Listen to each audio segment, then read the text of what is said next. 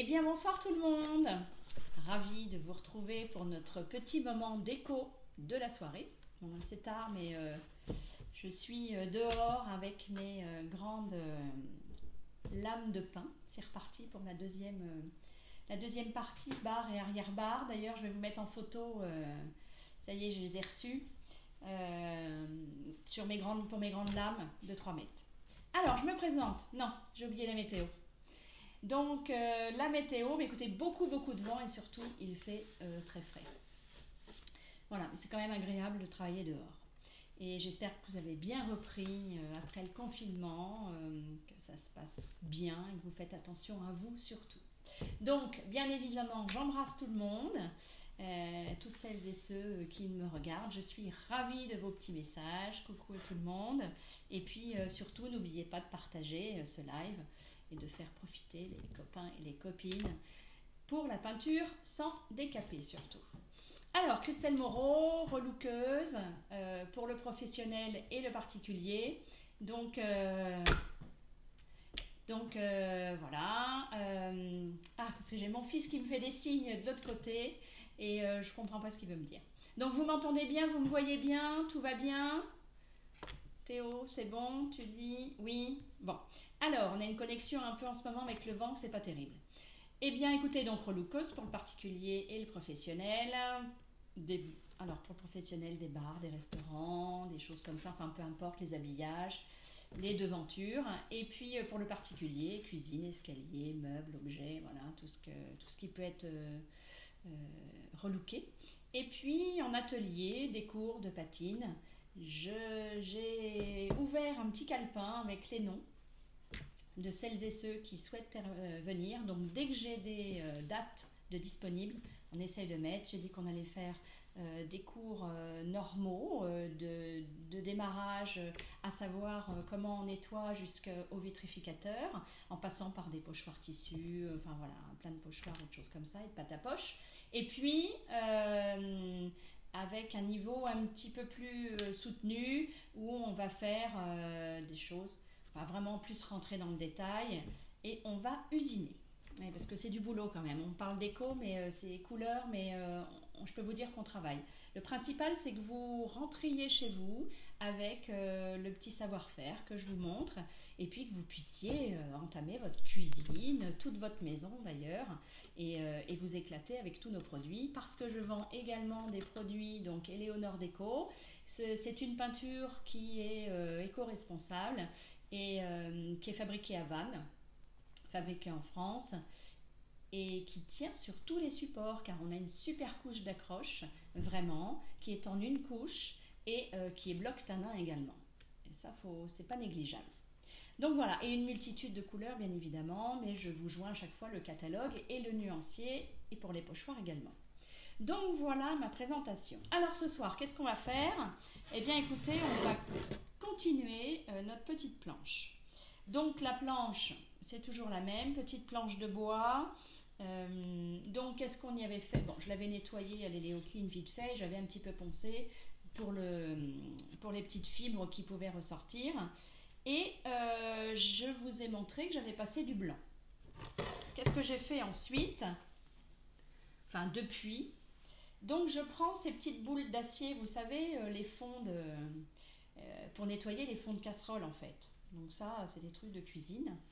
Et quand j'ai posé mon blanc, je l'avais laissé sécher, je mouille un petit peu cette petite boule et je viens lisser et enlever plus ou moins la peinture. Je vous avais dit que j'avais mis un petit peu de bleu, vous l'aviez vu. Donc on le voit, mais c'est vraiment super léger. Hein, voilà, c'est super léger. J'ai passé un vitrificateur, donc comme ça je suis tranquille. Et maintenant, je vais passer un jus. Voilà, j'ai envie de passer un jus Vengue là-dessus, pour voir ce que ça donne. Et puis après, bien évidemment, j'enlèverai, je vais le poncer et on fera des carreaux de ciment. Enfin, pour le moment, c'est ce dont j'ai envie. Donc voilà, et puis je suis en train de peindre les petites poignées que j'ai récupérées des meubles. Alors, eh ben on va passer le jus. Voilà, donc j'ai mis un peu de Wenge et un peu d'eau, on est d'accord, à peu près 50-50. Et ma petite chiffonnette qui est là, voilà, c'est toujours la même. Et c'est parti, je ne sais pas si vous voyez bien. Donc du coup j'ai vitrifié parce que mon fond, voilà, ma base de couleur que j'ai mélangée avec un peu d'orage, un peu de blanc, un peu de craie, je veux dire. J'ai mis une pointe de bleu canard également, d'Ostende. Enfin vraiment, en fait j'ai pris mon pinceau, je l'ai trempé dans la couleur. Et puis délicatement, mais dans cette position-là, je suis venue vraiment faire un petit brossé pour venir tacher, mettre un petit peu. Enfin, c'est vraiment délicat. Et puis avec ma boule d'acier, là, comme je vous ai expliqué, je suis venue l'étaler. Donc c'est rentré dans les nervures. Voilà. Alors, est-ce que je vais l'essuyer? Oui, un petit peu, mais pas trop. Parce que je voudrais voir ce que ça donne au séchage. Alors, c'est pas que je l'essuie, mais je la fais rentrer en fait. Voilà. N'hésitez pas, hein, Théo va lire vos questions et puis on va faire de l'interactivité si vous avez des questions au fur et à mesure. Et puis si les commentaires vous gênent, vous savez que vous pouvez les balayer sur la droite pour voir bien l'image comme il faut. Donc voilà, je ne vais pas aller plus loin. On va attendre que ça sèche. Puisque c'est avec la satinelle et l'eau, ça sèche quand même assez rapidement. Que je n'ai pas d'épaisseur. Voilà. On n'oublie pas les côtés. J'essaye de rentrer partout. Voilà. Encore un petit peu là.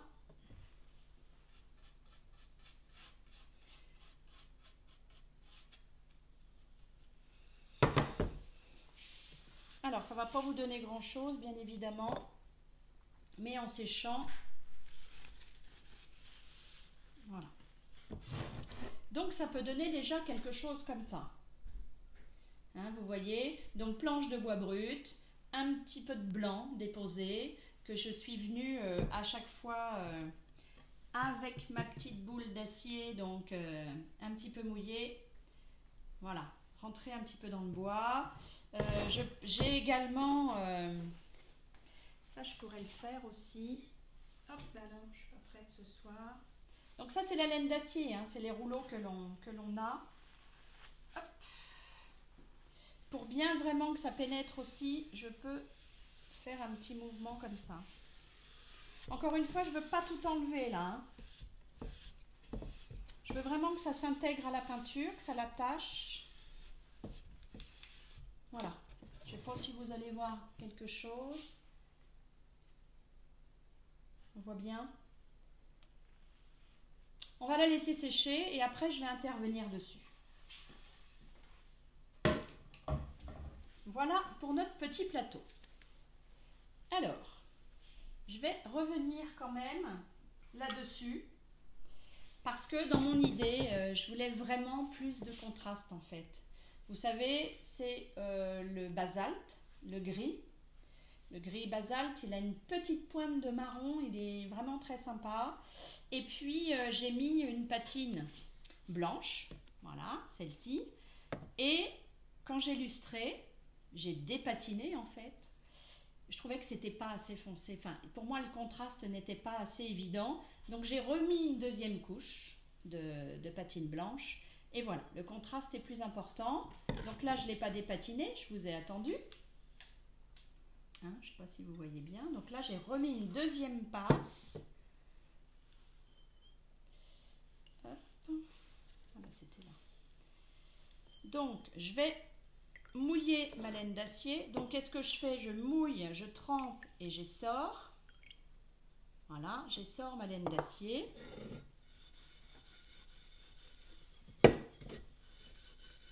Et je viens enlever le surplus, le gras, enfin la cire de ma patine. Et vous voyez, encore une fois, hein, c'est une question de goût. mais je trouve que le contraste est plus évident et ça me plaît mieux. En fait, j'aime bien ce qui est brut, voilà, tout simplement. Hein. J'en laisse un peu, bien évidemment. Alors, on va faire le haut.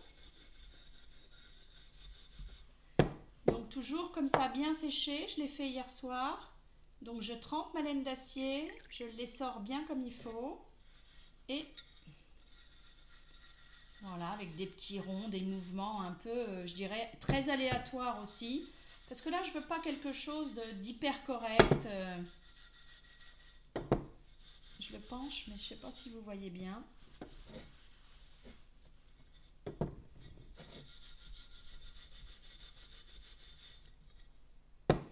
Hop, pareil.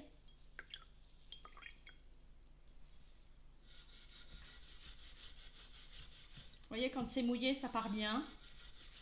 Et comme je lui ai bien laissé le temps de sécher, elle a bien imprégné. Alors, voilà ce que ça donne. Je ne sais pas si vous vous rappelez de ce petit vase, de ce petit pot.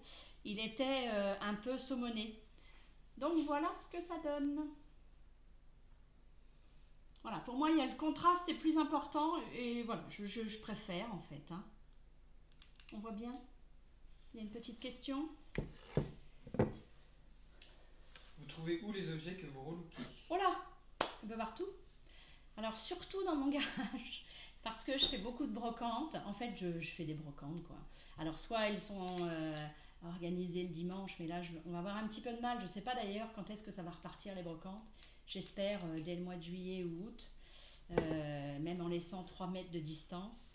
Donc voilà, ça c'est de la broc, je crois. Ben, celui-là, j'avais enlevé l'étiquette juste avant, 50 centimes, voilà. Des brocs qui sont déjà installés, hein, et puis sur le bon coin, voilà. Ben, c'est vraiment des trucs. Et puis ça peut être aussi la vieille soupière, hein, alors je dis vieille, parce que c'est vrai que c'est des objets qui sont quand même anciens.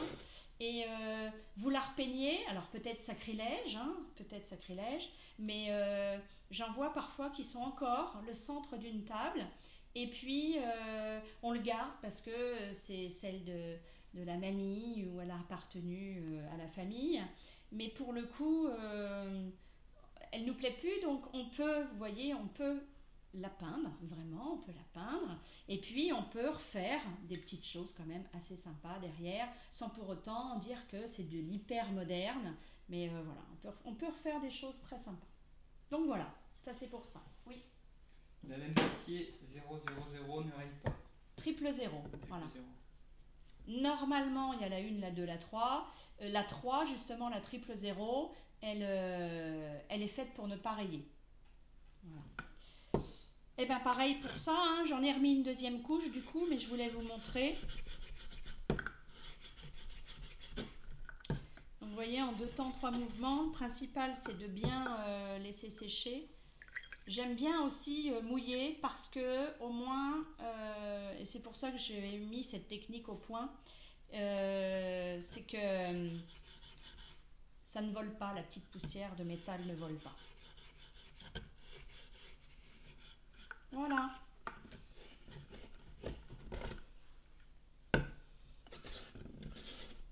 Alors quand on enlève, hein, soit vous avez dit ah là là au secours j'ai tout enlevé et il faut que j'en remette.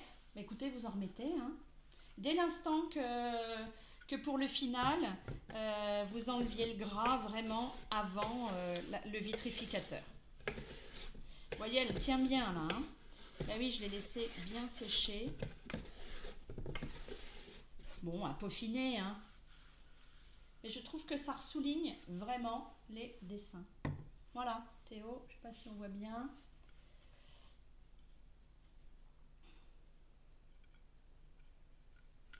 Ah, c'est super bien souligné. Alors vous allez me dire pourquoi je l'ai peint pareil, c'était pour vous montrer que à la base c'était un gris et puis ils ont jeté de la poudre, de la craie, j'en sais rien, je sais pas comment c'est fait. J'ai refait la même en fait. Beaucoup plus jolie bien évidemment. Donc voilà, et puis quand je vais poser le vitrificateur là-dessus, je vais attendre un petit peu que ça sèche, je vais poser le vitrificateur et vous allez voir, on va revoir, ça va sublimer et ça va redonner un ton plus soutenu entre justement la différence des deux couleurs. Donc voilà pour ce soir. Je vais vous les mettre en photo, vous verrez, ce sera plus parlant. Alors, qu'est-ce qu'on attaque? Eh bien, on va continuer notre petit projet. Vous savez, toile vierge que j'avais peint en blanc, je m'étais trompée. À la base, j'avais pris à la base j'avais mis du bleu. J'aimais pas. Enfin, j'aimais pas. C'est pas le projet que j'avais en tête, bien évidemment. J'aime toutes les couleurs. Et donc, du coup, j'ai remis une couche de blanc. Je me suis trompée. J'ai remis une couche de poivre. Donc voilà, ça y est, on y est. Je voulais cette couleur-là. Alors, on va essayer de faire dans le style. Hein. C'est vraiment dans le style. On va se la patiner. On va mettre des transferts. Et on va mettre également des pochoirs. Voilà, donc ça c'est le modèle. Donc, qu'est-ce que je vais faire avec ma toile? Donc, j'ai vite couru dans ma petite bibliothèque Pinterest et j'ai fait du découpage. Je regarde si tout est... Je n'ai pas fait attention, mais voilà. Je regarde si tout est bien en effet miroir. Alors, comment on fait? Eh bien, vous allez, alors je dis Pinterest, mais ouais, j'en ai toute une palanquée. Donc, sur Pinterest, vous allez chercher l'image. Qu'elle soit en effet miroir ou pas, elle vous plaît, vous allez cliquer dessus, vous l'enregistrez sous, et puis vous avez fait un répertoire. D'ailleurs, si vous allez sur l'atelier de Christelle Moreau, je crois que c'est l'atelier de Christelle Moreau, vous pourrez trouver, j'ai une rubrique de tableau transfert, vous en avez immensément, voilà, c'est vraiment innombrable, je veux dire. Donc voilà, parce que ça j'adore. Donc cette petite image, vous l'enregistrez sous, vous la copiez, vous allez alors je la mets dans Word. Dans Word, en haut à droite, vous avez rotation. Donc vous faites une rotation pour avoir jusqu'à ce que vraiment vous arriviez horizontale. Je crois que c'est ça. Et en fait, ça va vous la mettre à l'envers. C'est tout. Donc, j'en ai pris plusieurs. Hein, c'est pas de la même feuille, mais je vais faire mes petites compositions. Alors, comme je voudrais être droite, on va mettre celle-ci au milieu. On va mettre le titre là. Et puis, j'ai encore de l'écriture. On va la mettre ici. Parce que si je la mets à l'envers, je ne vais pas voir si je suis droite ou pas. Alors, je prends ma petite craie que j'ai préparée. Elle est là. Et puis là...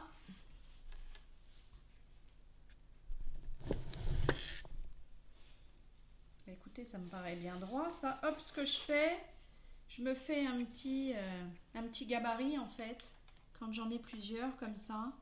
Parce que quand vous finissez un truc sympa, puis qu'au final, oups, je l'ai un peu mis à l'envers, bon, c'est moyen, quoi. Bon, ça arrive, hein. En même temps, c'est de l'artisanal, hein. C'est de l'artisanal. Donc, voilà. Bon, j'ai fait des petits repères à la craie. Voilà, j'ai fait des petits repères à la craie. Au moins, je sais où les poser. Alors, ben on y va. On y va. Donc, je prends mon héliotransfert. L'héliotransfert, qu'est-ce que c'est? C'est une colle, je dirais, qui va venir, qui va aller chercher l'encre. Et puis, la poudre, enfin voilà, l'encre, ça dépend ce que vous utilisez. Elle va capturer l'encre et comme je la colle directement sur mon support, elle va venir adhérer au support. Voilà, le dessin va venir vraiment adhérer au support et toutes ces couches fines, ces superpositions de papier que l'on a, eh bien on va les enlever au fur et à mesure. Voilà le transfert. C'est simple, oui, carrément, c'est carrément simple. Il faut juste prendre son temps. Mais je sais que nous, les femmes, on veut toujours que ce soit terminé avant d'avoir commencé. Je sais, je suis comme tout le monde. Donc voilà. Ça fait une petite pellicule. J'aurais dû la mettre mettre dans un petit récipient. Voilà. On m'entend pas bien. Alors, là j'y vais. Alors j'en mets pas un paquet entier, hein. Voilà, j'en mets sur mon dessin, sur mes écritures. Hop, gentiment, pas de surplus, mais effectivement, il en faut un peu partout. Alors, j'ai fait mon petit gabarit. Normalement, c'est ça. Voilà. Et là, je viens la coller. Et normalement, j'ai sorti ma carte qui va bien. Livre Rocher, pour ne pas le citer. Et je la trouve pas. En fait, qu'est-ce que je vais faire? Ah bah alors, j'ai pas. Je reviens tout de suite.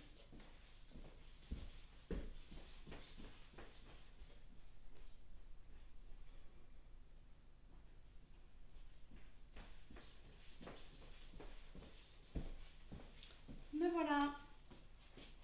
Donc petite carte. J'attends pas 3 heures non plus. J'appuie pas trop non plus. Parce que derrière, il ne faut pas oublier que c'est une toile. C'est pas dur. Comme j'ai de la colle un petit peu qui est sortie, qui est venue baver. Alors, pourtant, je suis équipée. Je peux vous dire qu'il y en a partout. Hein. Bon, c'est pas grave. Je vais essuyer avec mon petit chiffon. Voilà, je viens essuyer le surplus. C'est pas la peine que ça sèche sur le support. Et puis, donc j'ai marouflé, hein. On maroufle, ça veut dire que bon, c'est l'action de chasser en fait toutes les bulles d'air.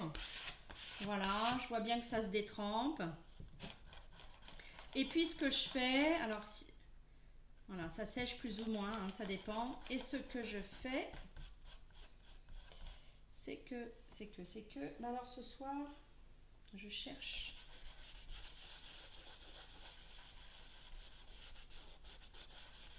Voilà. Et ce que j'ai envie de faire, c'est d'aller chercher, ça c'est la chose au fur et à mesure que j'en fais. Mais ce soir, ça veut pas faire comme je veux. Alors, en fait, je viens venir chercher, d'habitude ça se fait tout seul, je vais venir chercher ma première pellicule. Ouh! Eh ben. Bon, le principal c'est que je n'arrache pas le tout, mais ça veut pas le faire comme je veux. Parce que d'habitude ça part vraiment en lambeaux. Bon, écoutez, peut-être que ça fonctionnera mieux avec les autres. Donc vraiment ce que je cherche à faire, c'est d'aller enlever. Voilà, vraiment, voilà, normalement ça part un peu comme ça. Parce que c'est la plus épaisse. Et une fois que vous avez enlevé cette première partie, après c'est bon. Bon, écoutez, hein, on va pas y passer la soirée. Je vais mettre les autres.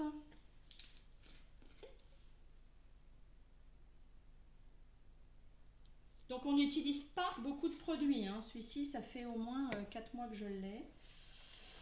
Donc, j'avais dit que celui-ci, on le mettrait en haut. Alors.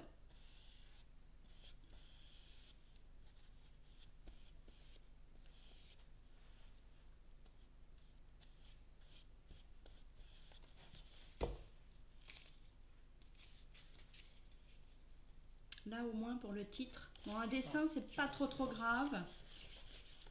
C'est une question? Non, n'hésitez pas à me poser des questions. Hein. Je parle plus fort. Voilà. Je chasse, je maroufle la colle.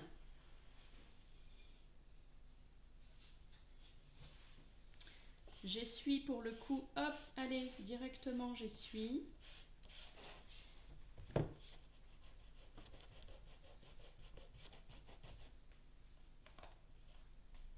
Il y a des soirs où ça se passe bien, puis il y a des soirs où ça se passe moins bien. Bon. c'est un soir sans. Ouais, on va laisser sécher. Qu'est-ce que vous voulez que je vous dise? Oh, j'aime pas ça. Je me demande si j'ai en plus utilisé le même papier. Allez, viens ma cocotte. Ah. Voilà.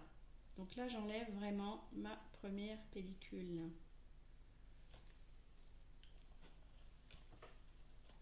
Vous m'entendez pas?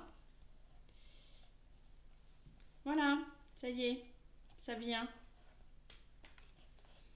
Donc ça, je le fais jusqu'à ce que... en fait, je m'arrête à la première pellicule. Je m'arrête à la première pellicule parce que... d'abord, il faut que ça s'imprègne, il faut que ça sèche gentiment. Voilà, donc je vais faire la troisième. C'est bien quand ça... Voilà. Vous voyez? Alors, qu'est-ce que ça va faire après?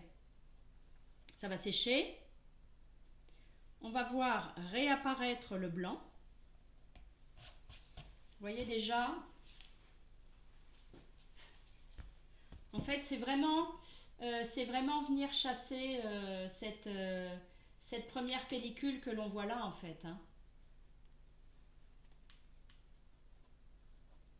Voilà, vous venez vraiment chasser cette première. Parce que c'est la plus épaisse.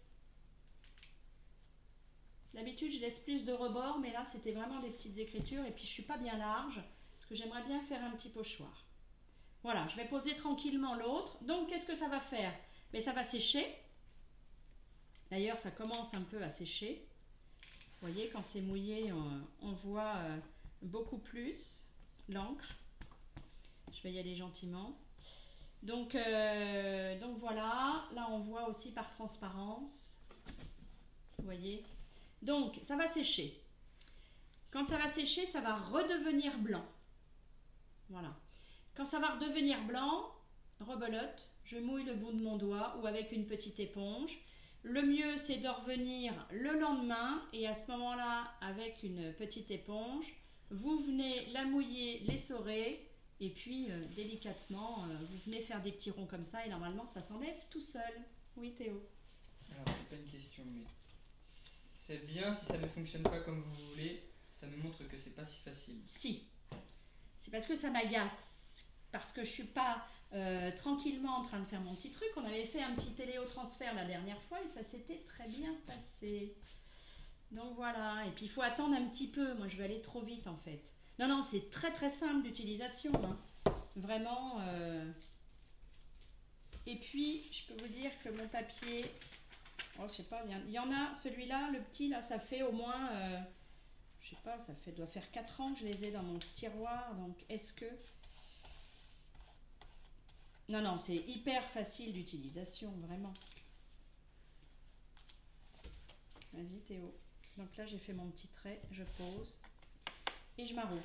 Oui. Il faut utiliser, s'il vous plaît, impérativement le pinceau acrylique pour l'hélicotransfert. Il faut utiliser le pinceau acrylique pour l'hélicotransfert. D'accord. C'est une question. Ah, c'est une question. Bah évidemment. Non, j'allais dire peu importe, vous utilisez ce que vous avez envie pour mettre... non, non, peu importe. Par contre, après, il faut bien effectivement le faire sécher. Parce que le faire sécher, il faut bien le laver. Voilà, vous mettez un pinceau-net dessus.